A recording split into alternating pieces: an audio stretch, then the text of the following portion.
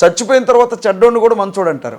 కానీ ఇదేం విచిత్రమో, అంత గొప్ప వ్యక్తి చనిపోతే ఆయన్ని ఇప్పుడు త్రాగుబోతులాగా చిత్రీకరించారు ఆయన్ని. కాదంటారా?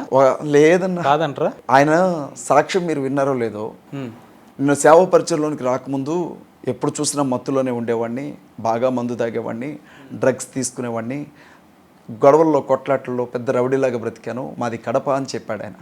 కానీ సేవలోనికి వచ్చిన తర్వాత ఒక చిన్న విషయం చెప్తాను. ఆయనకి చక్కెర ఎక్కువ వేస్తా, ఆయన ఏమంటాడు తెలుసా అన్న, నేను షుగర్ అంతా తీసుకోను, వద్దమ్మా, నాకు షుగర్ పడదు అని అంటాడు ఆయన. అలాంటి వ్యక్తి లిక్కర్ తీసుకున్నాడన్న. మీకు చిన్న విషయం చెప్తానన్న, మీరున్నారు, మీకు ఒక రేంజ్ ఉంది, మీకు ఒక స్థాయి ఉంది. మీరు హైదరాబాద్ నుంచి మీ ఊరు బయలుదేరారు తొర్రూరు.